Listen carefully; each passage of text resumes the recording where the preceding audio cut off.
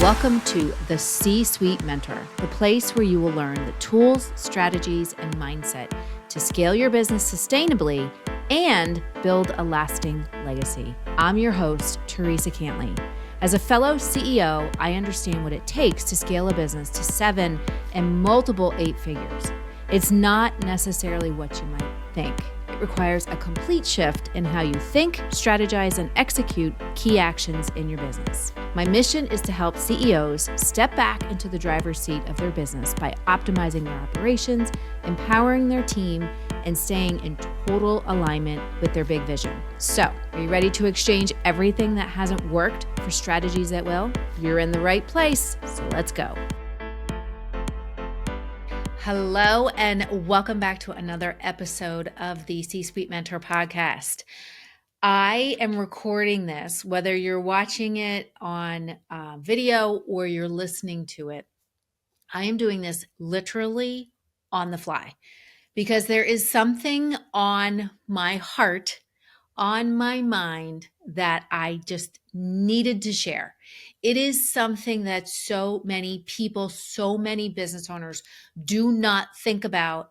And after what I have been working with a client on navigating this entire year, it is something that we need to have a conversation about because so much stuff, so many things have changed since COVID.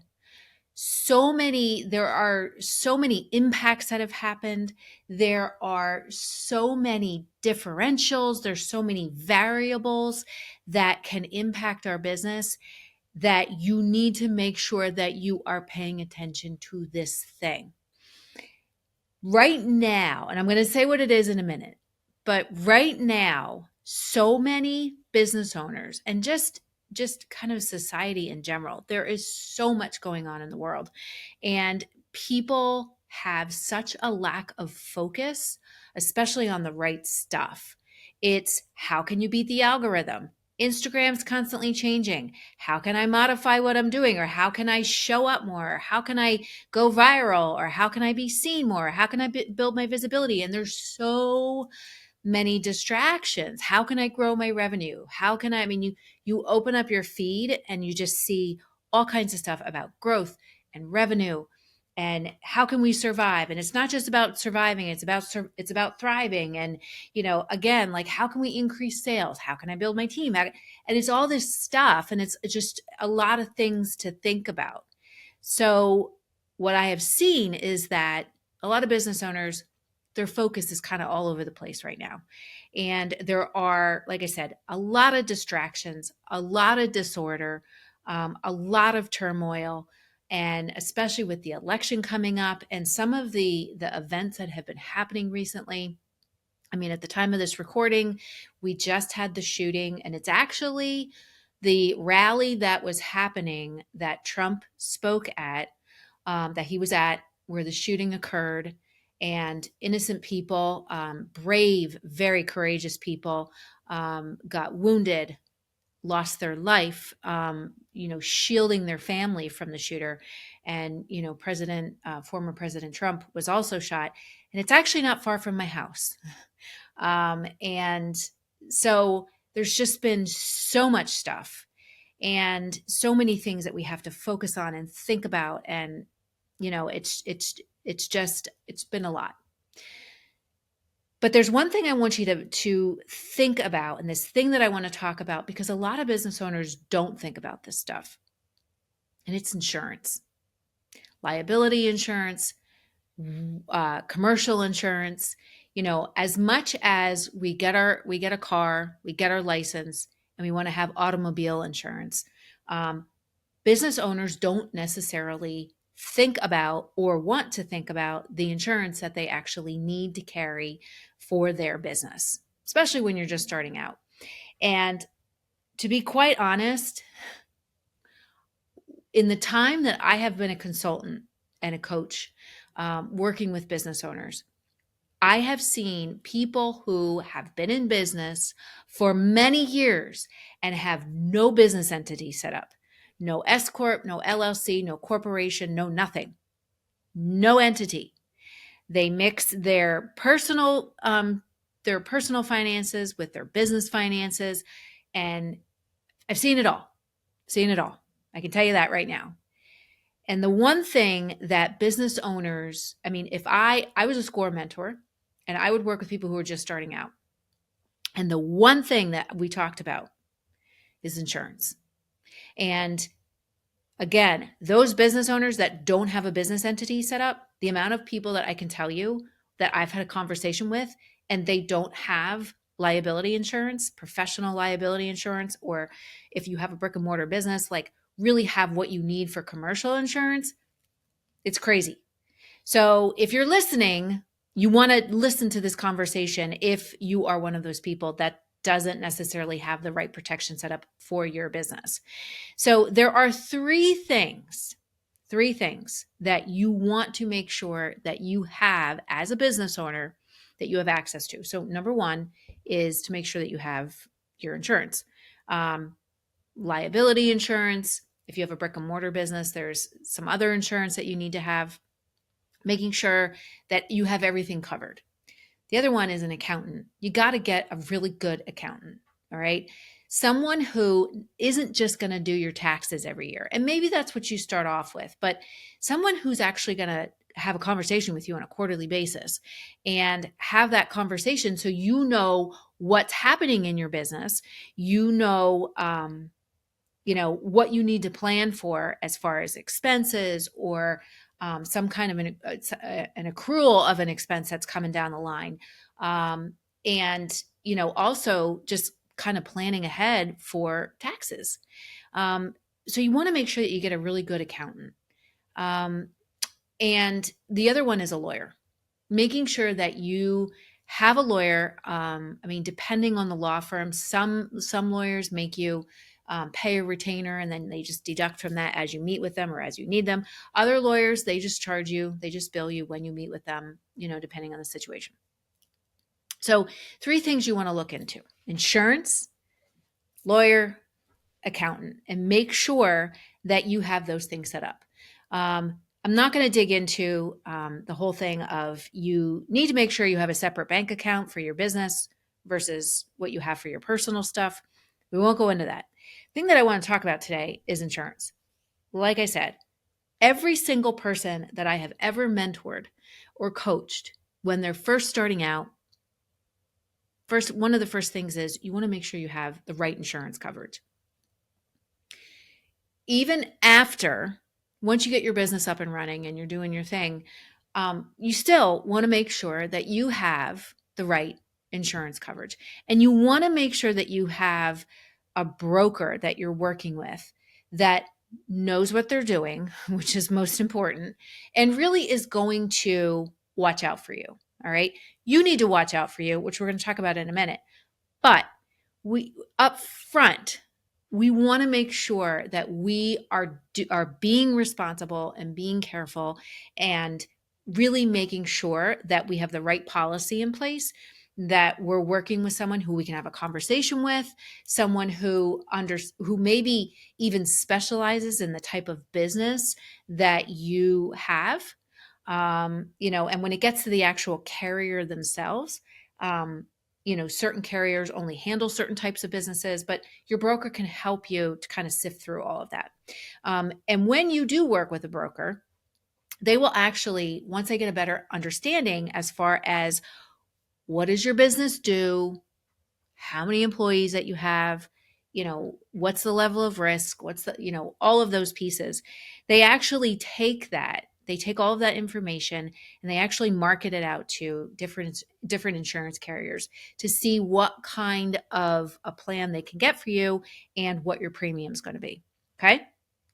So if you're just getting started, or maybe you haven't updated your insurance in a long time and you want to take a look at it, just some real simple, we're not going to go knee deep into this, but just real simple as far as looking at your business, looking at and talking to an insurance broker. Even if you end up calling the insurance company direct, most of the time people go through a broker.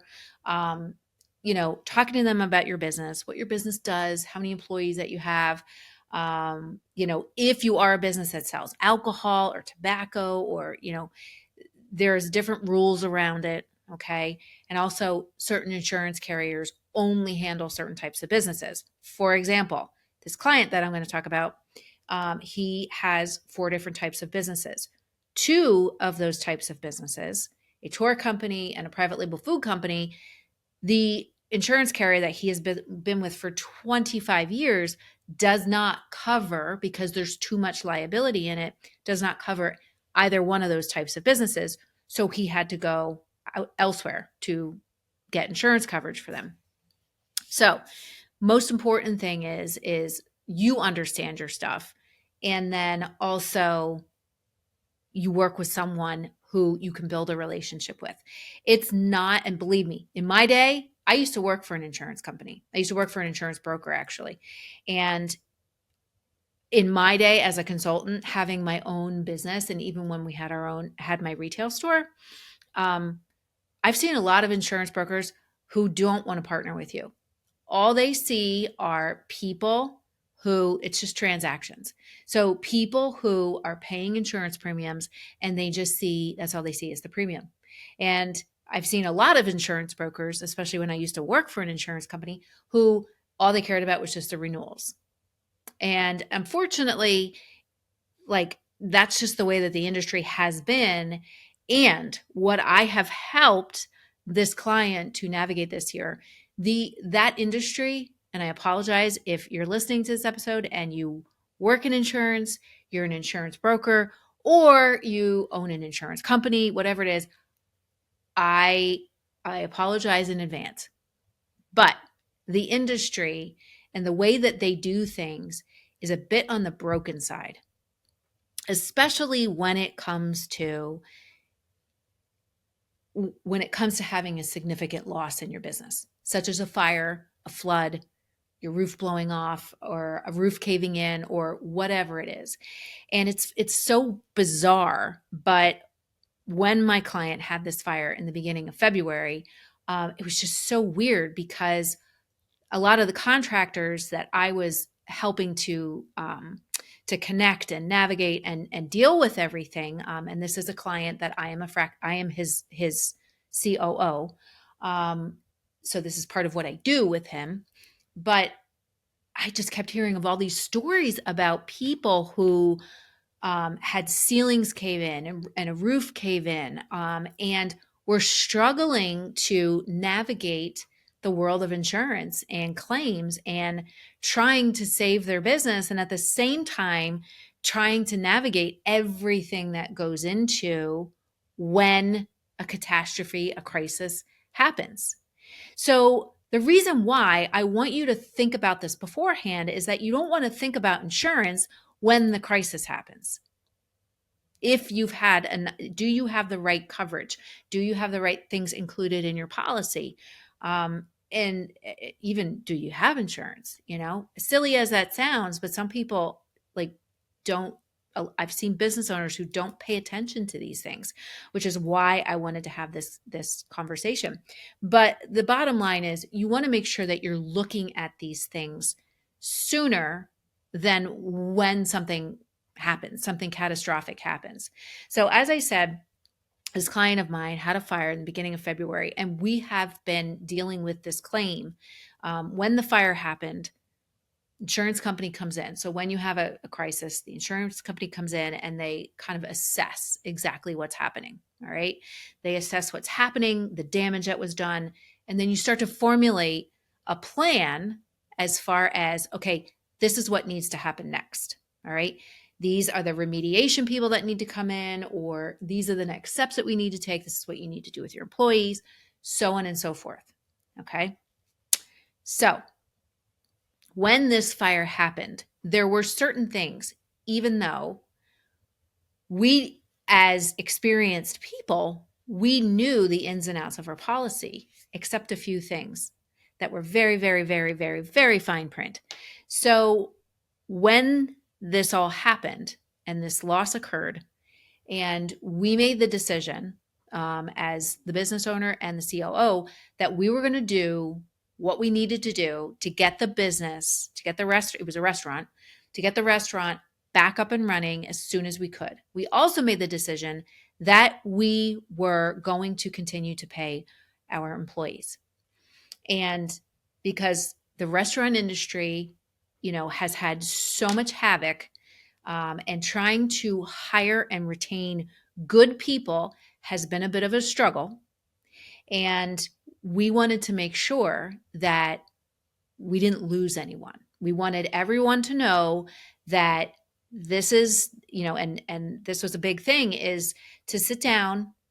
We sat down, we came up with, okay, this is the communication plan. And we sat down with all of the employees and we're transparent from the standpoint of, this is what's going on. The insurance company came in, they're assessing the damage.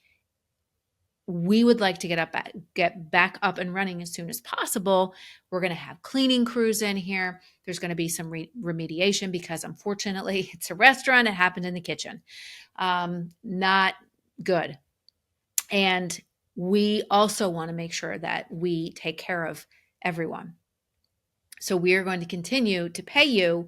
There is going to be a bit of a different rate because you're going to be doing things outside of your normal serving, bartending, restaurant support that you normally do.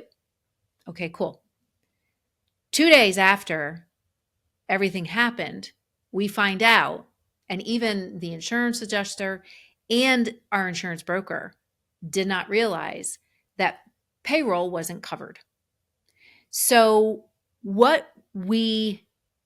the lesson learned there is we want to make sure that we really understand, even during renewal time, that, and your business grows. Your business is going to constantly grow. The world changes, things happen with your people. So you want to make sure that when you're doing your renewal for insurance, you want to make sure you're looking at your business and asking the questions, do we have all of the coverage in place that we need? Do we need to add anything? Maybe there's even stuff that you don't really need anymore. In his case, he had a separate location that didn't have any inventory added anymore. And we really didn't need to cover it because there wasn't anything there. So take that off the policy. But this one piece was a simple checkbox and when you look at a policy, it's like 100 pages long, seriously. And I had to comb through it all when the fire happened. But one checkbox, and we had to shift our plan just like that, which it was fine. And we ended up doing the same thing that we said we were going to do. It's just how it gets processed through the system is different. But the thing that I want to kind of focus on is in these types of situations is that, number one, you want to make sure you understand your coverage. Number two, you want to make sure that you ask the questions, because then what happens after that is when they're starting to determine what they're going to do with your plan, or not your plan, but your claim, and how they end up, because forensic accountants get involved and, the insurance adjusters get involved, and, there's a bunch of people that get involved.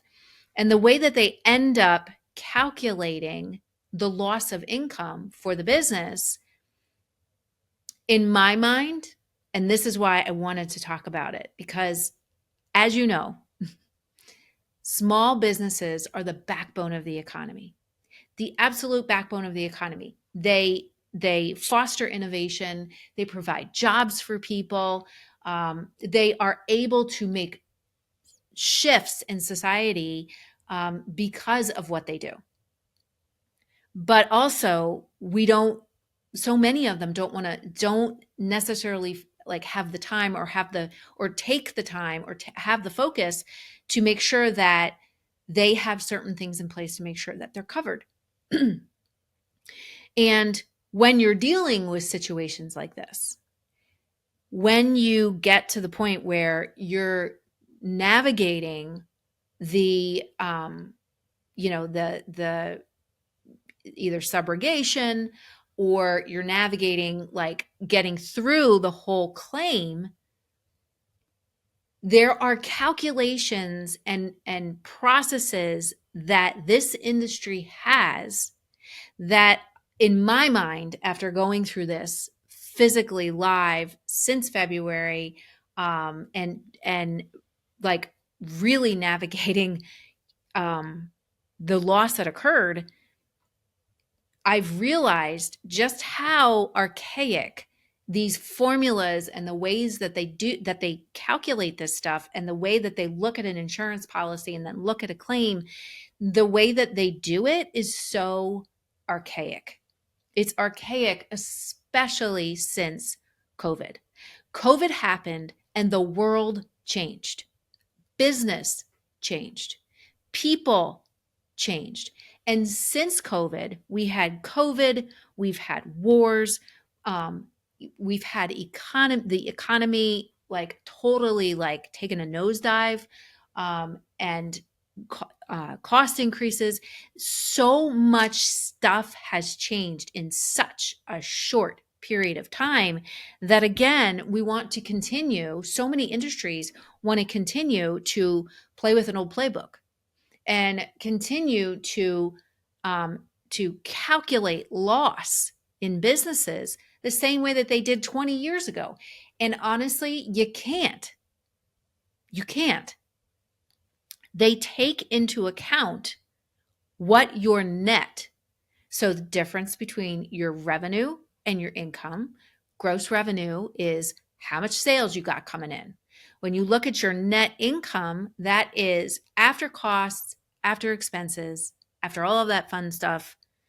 What are you left with? How much money are you left with? So they typically look at that number and what your potential expenses would have been. And then they have this calculation for loss of income. And they also look at, how is your business trending? Was it trending down? Was it trending up? Like, what was the deal? And they kind of build that into the calculation.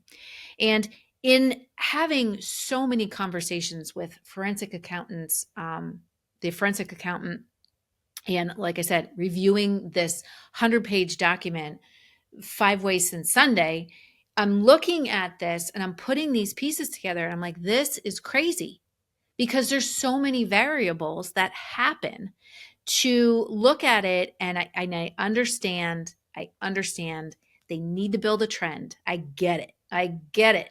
However, in a case like this, there were a lot of other variables. Last year at the same time, there was no snow. This year there was snow. Last year at this time, there was a garage right behind the building, a parking garage that was up. This year at the same time, there was a no parking garage because it was imploded, and it was right behind the building. There are again, the business has been off in that area, all in the whole community. Why? Changes in the economy, changes in people's buying behaviors, layoffs. We've had so many companies that have had layoffs this year. So again, like, this is something that I've just been like super passionate about, is looking at this and truly, and I'm just going to say this because we're having a real conversation here. I really wanted to say this to accountant after going through all of these things. And again, I have been through my fair share of all kinds of things. Business owners falsifying financials and defrauding the government, and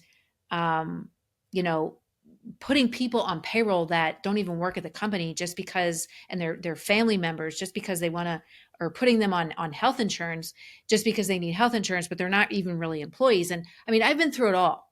So, and navigating this and seeing all these things and having these conversations, what I really wanted to say to this forensic accountant that works for the insurance company, I really wanted to say to him, you primarily specialize in insuring small business owners, insuring a lot of restaurants, a lot of retail stores, brick and mortar. Have you ever visited them? Have you ever been to their facility? Have you ever been to their business to see how things run? Have you ever, especially during, or most important, I mean, during when they are navigating a crisis, when they're navigating a loss, have you ever visited someone's business when they've had a fire and they want to continue to pay all of their employees, and they are doing everything they can to get the business back up and running? Sure, there are people there that milk the system and don't do anything, and they just wait for the insurance check to come. But when you have business owners, and that is the thing about local business owners that I've seen in working with them, is they are super passionate about this because it's their dream. So, like I said, I wanted to say this accounting guy, have you ever, I know you sit in a high-rise building in Center City, and it's a beautiful building. I get it. I get it. But you might want to take time to go out and visit one of these sites where someone has just experienced an extreme loss. And it's not just loss of stuff, it's potentially the loss of a dream. Have you ever sat there and talked to them or watched them or whatever? Like, I really wanted to just say that to this accounting person. However, my point is that, again, what we've experienced, and me and the business owner, we're experienced in this area. So to go through and start to really understand how they were calculating the business loss income and what they were basing it on, again, when there's so many variables, it makes me look at it and say, this is broken. But the thing that makes me even more passionate is that there are so many business owners that are so focused on other things that they don't necessarily look at this stuff, and they don't necessarily they don't look at it until it's too late. And I don't want you to be one of those people. So 5 things, I want to give you 5 things, because again, the world is different, business is different. And it's going to continue to change. I think when COVID happened and we went through the shutdown and we went through navigating EIDL loans and PPP loans and all of the new regulations and all of that stuff, things are just different. And it's mind-blowing that we still want to operate in a world that existed 5 years ago, or even use these processes and systems that were created 25 years ago, 30 years ago, who even knows how many years ago. And I get it, insurance companies are in the business of making money too. However, these small businesses, your small business, is the backbone of what is going to keep our economy healthy. And if you're not there because something happens and you didn't have the right coverage, or you didn't have the right support, you didn't have the right partner, and you're not there, that impacts your community, it impacts society, and ultimately it impacts the world. So I want to give you 5 things to think about, okay? 5 things. And again, I am just fired up about this because of everything that I've been working on navigating this year, and just having my eyes open to really just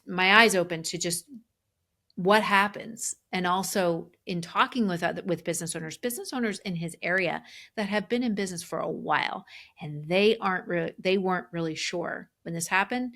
They thought, wow, I'm not really even sure what's on my policy. I should probably look at that. I can't tell you how many times I heard that. I should probably look at that. My God. So 5 things I want you to think about. Number 1, have your house in order. So one of the things that helped navigate all of this, because they ask you for all kinds of financial information, is, again, make sure you know where your articles of incorporation are. And if you don't know what that is, that's what you get when you file a business entity, S Corp, LLC, whatever. All right. So make sure you know where that is. Have that in a safe place. You also want to make sure that your financials are in place. What does that go back to? Having a good accountant, having a good bookkeeper, And making sure that you have stuff up to date, because the first thing they ask for is they want profit and loss information. They want to make sure sales information. So you want to have your house in order. You want to have that stuff up to date and make sure that you're doing it on a monthly basis. All right. Make sure you have your policy handy. When this all happened, I had the policy. Boom. I could look it up. His wife is a lawyer, so she could look at it, and we could continue to keep moving things forward. So as soon as the loss happened, after the fire company was there, the police were there, I pulled the insurance policy while they were dealing with that and started to dig through it. So make sure you have your house in order. Make sure you know where everything is. All right. Make sure you have a good broker. Make sure that you have a broker that is a partner with you. It's not that person is not a broker that because you're just a transaction to them. All right. Build that relationship. And when you have a good broker, you can talk to them about what you're looking for. If you feel like you need additional coverage, talk to them about it. If you feel that maybe something needs to come off, talk to them about it. Build that relationship. Number 3 is know what you're looking at. And this goes along with having a good broker. Ask questions. Ask what's included, what's not included. Look at your business. If you've had a surge of growth where you've added a lot of employees, go back and make sure that you have the right amount of payroll coverage. You have the right amount of, if there's other liability coverage that you need in there. A big one that they have now is acts of terrorism, cyber fraud. You want to make sure that you have that included in your policy. If you have a policy that you've had for 10, 15 years, some of that stuff might not be included. And your broker may not have told you, oh, maybe we should include this now. So ask questions, even though you might not know all of the ins and outs. Like when we just did the renewal for his insurance, there were a couple things on there that we've never questioned before, but we questioned this time just to make sure we understood how they were calculating certain things. One was like total business loss. All right, how is that calculated? So we wanted to make sure we had all of our ducks in a row. So ask questions. And I don't care if you have to ask 100 questions 100 times. Ask until you feel confident, you feel good that you have the right information so that you can move forward. Number 4, don't skimp.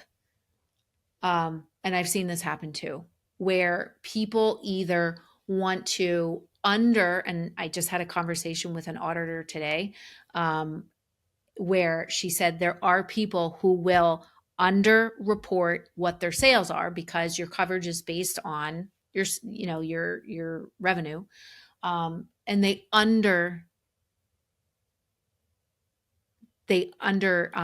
it because they don't want to necessarily pay a higher premium. It's going to come back. It is going to come back. So you might as well be above board. You might as well be straight up. This is what it is.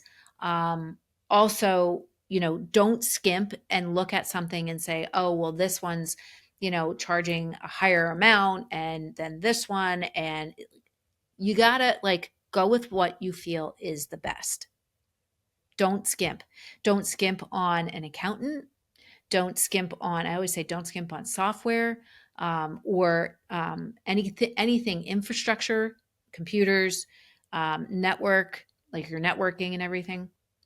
Don't skimp on insurance. Don't skimp on a lawyer. Don't skimp on an accountant. I'm not saying that you need to go into debt, but you want to make sure that you have the right coverage, the right partners, because you're building your business, you're building your dream. And these are huge foundational pieces, huge. And the last one is document. Make sure that when you are going through and you are trying to find a new insurance broker, or you're trying to get, you're navigating, like if something does happen and you're navigating it, or you're talking to a new accountant, or you're talking to a new lawyer, document everything. Take notes as to what they say, what their plan is, with the insurance. Make sure that you're taking notes. You're saving important emails. Not like I used to work with somebody and she would save every single email in an email string. It's like save the last one because you're going to get the rest of them in the string. But save all of that. Save all of the documents that come over. Save all of the, any kind of information that's related to it. Make sure you put it in a folder and you have it. The more documentation, the better. I can't tell you how many times this whole situation or other ones where I've been able to go back and say, no, here's the email from such and such a date and it has this information on it. So the more prepared you are, the more you build up that foundation and have a solid foundation of partners and knowledge and coverage, the stronger your business is going to be, so that, you can focus on growth. You can focus on increasing revenue. You can do all of these things. And you're covered and you're taken care of, because that's the whole thing. When you work with people like this, like they're partnering with you.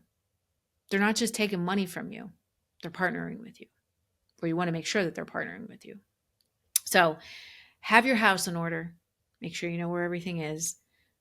Get a good broker. Don't just go with any random, email that comes your way that somebody's saying like, oh yeah, sign up with us. Get a good broker. Know what you're looking at. Have meetings with your broker on a regular basis. Don't just do it at renewal time.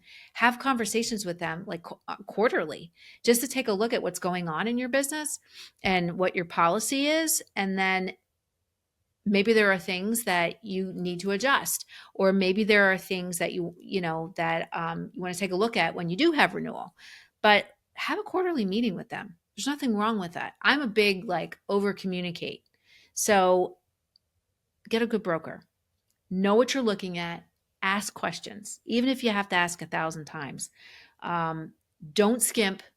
Make sure that you are hiring someone who you feel comfortable with. They don't have to be the most expensive, but don't just pick someone because they're the cheapest. Make sure that is a right fit for you and your business, and that your business is going to be taken care of. And the last one is document, document, document. Thank you for listening to me on my rant today.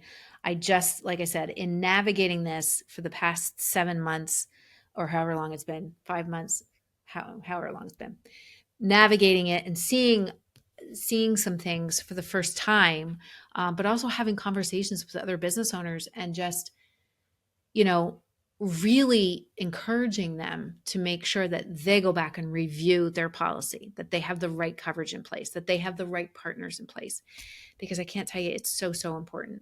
So if you're a small business owner, you're the backbone of this economy. And we want to make sure that you're here, however long you want to be here, 5, 10, 15, 20, 25, however long years.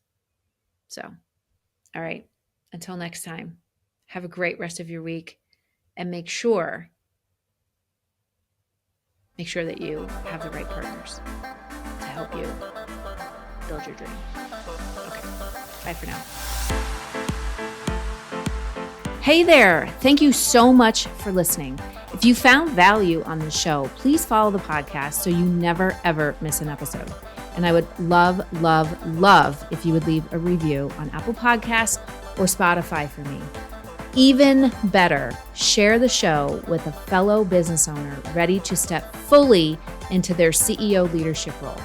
Because right now, more than ever, the world really needs next level leaders.